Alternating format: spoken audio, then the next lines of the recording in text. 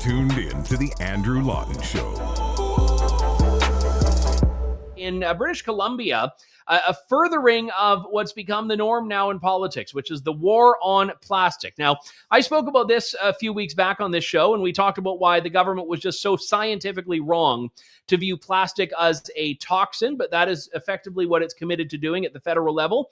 The Supreme Court will ultimately get to weigh in on whether the government's plastics ban is appropriate, but British Columbia has decided to go out on its own here and ban plastic and styrofoam takeout containers. So if you want to go and pick up whatever you like from takeout in British Columbia, you want to go and get something from the Cactus Club, they cannot give it to you in a styrofoam or plastic container. So what does that leave you? What does that leave you? It'll leave you paper, I guess. So if you order paper, you're going to hopefully not have soup that will just melt through it before you get home. There are some very expensive alternatives that have come out that are made through biodegradable materials. But even then, we're talking about a war on plastics here. And what do people do with a lot of these containers? They reuse them, but that's no longer allowed. Joining me on the line now is our good friend, Catherine Swift. Catherine, good to have you on the show. Thanks for coming on today. Nice to see you as always, Andrew. So we've talked on the show in the past. Actually, you and I have spoken about it, about why they're just so profoundly wrong, these mandates. But there is a huge cost aspect to this as well, because the plastic alternatives are either ineffective when you look at paper-based products, or they're incredibly expensive, like some of these more environmentally friendly ones. And for small businesses, especially in the food service industry, this is not insignificant. Oh, and it's also, excuse me, it's also inflationary, obviously, because the margins in some of these in fact, most of these businesses are incredibly slim. They can't absorb a big increase in the cost of containers, so that gets passed on to the consumer. So it's also an inflationary policy. And what gets me is that if you actually look at these alternatives, they're often worse for the environment than the plastics are.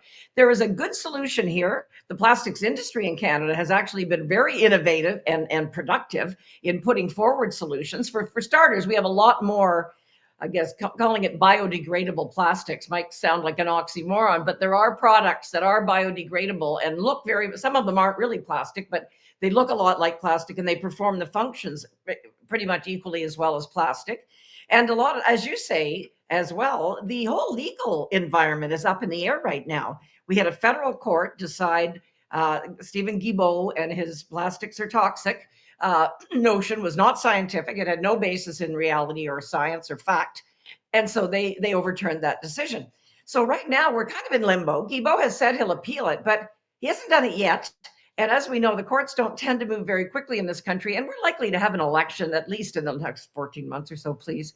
Let's have one. But so I really wonder, I guess BC's also coming up for an election. And I was noticing in some of the background I read on this issue, they seem to feel they have strong support out on the left coast there for the plastics ban. So I would suspect this is purely politically motivated. They want to look like they're doing something before the election. But again, when you actually look at the facts, definitely higher cost, definitely less effective, because I've seen some of these paper containers and you get them home and they're like mush, and like you say, you hope you're not wearing your dinner instead of eating it.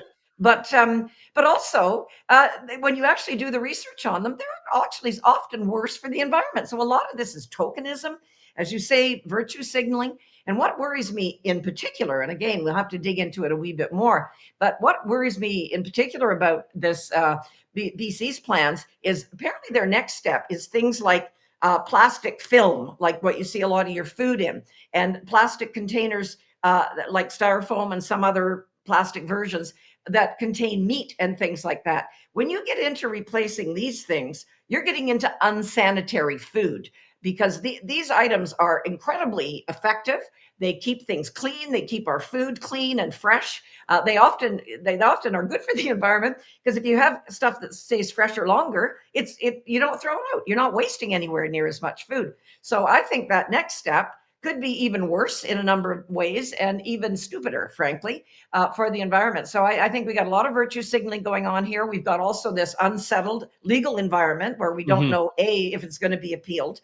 And if so, then this could change dramatically. So why they're doing it now, I think it's all the upcoming BC election.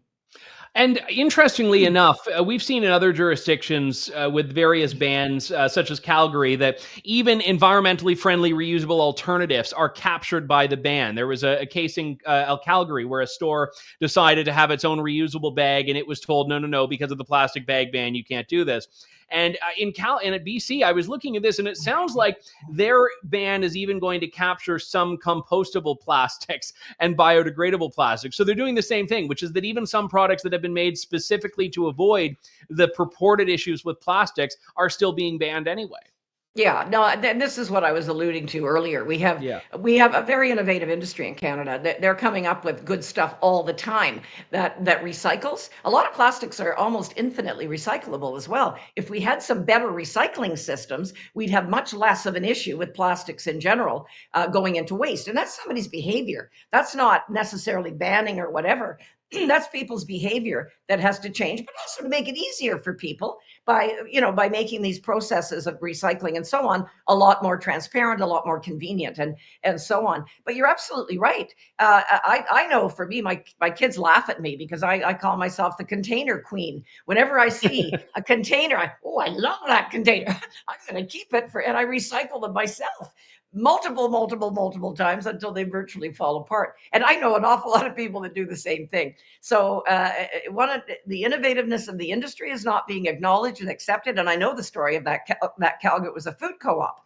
Yeah. And they had these very innovative Canadian product that could be used around the world successfully, have a great export industry. There's all kinds of pluses that could be made of this. And yet instead the government chooses this, this dull weapon of bans instead of refining it, looking at positive solutions, and often making things worse. And that's the part that kills me. A lot of these alternatives end up being worse, and it squelches. Our industry is very important in Canada. Our plastics industry, it employs a lot of people. It again produces a lot of taxes for government, as all industries do, and so on. So I think to have a lot more confidence in them to produce some innovative products that help to solve the problem, rather than these bans that cost us all, are often worse, and are not based in science. I have to ask you, Catherine, you and your group notwithstanding, where is the industry on this? And just as a bit of context, when this topic arose a while back, I tried to get one of the head of the big plastics advocacy group in the country on the show, and originally was like, yeah, let's set it up, and then eventually, oh, we have to cancel, and nothing back. And I suspect they didn't want to talk to quote unquote conservative media. And I've had similar issues with some of the heads of some of the major oil and gas companies. And I have to wonder that, because small and medium businesses, and certainly your organization, have been spoken up, but a lot of the big players in this seem to just be taking it. Yeah, this is not uncommon though, Andrew, in all industries. It's not unique to plastics. We find the big guys typically don't want to rock the boat. They want to go along to get along. And that's foolish to my way of thinking, because they're basically betraying their members. They're not sticking up for the truth and the facts in their industry. We have a number of plastics manufacturers in our membership, and I've spoken extensively to them. I've learned a lot more about plastics than I knew a couple of years ago. I'll tell you that much. And they have a very simple kind of motto, and they say plastics belong in the economy, but not in the environment. And that is when you get to more innovative solutions with better products that degrade in a landfill, or fulfill the environmental imperative a lot better, but also the whole recycling thing. We don't recycle very well, and as I mentioned earlier, plastics are eminently recyclable, and often almost infinitely so. And they're so innovative. It's plastics under you can't look around the room you're in right now and not see 100 things that have plastic in them. And it has revolutionized our medical system. When are they going to start to say we're going to replace something we're going to put in your body, which plastics is the perfect answer for? Because it's hygienic, it's durable, low cost, all that good stuff. Plastics have been revolutionary and positive on balance for our economy. And of course, there's some negatives, as there is with anything, but we can do a lot better having practical solutions, not these, blunt instrument bans that do a lot more harm than good. Catherine Swift, president of the Coalition of Concerned Manufacturers and Businesses of Canada. I'm sorry I missed your big flagship dinner a couple of weeks back. I was out of town, but I heard it went well, and always good to talk to you, Catherine. Yeah, you too, Andrew. Thanks for listening to The Andrew Lawton Show. Support the program by donating to True North at www.tnc.news.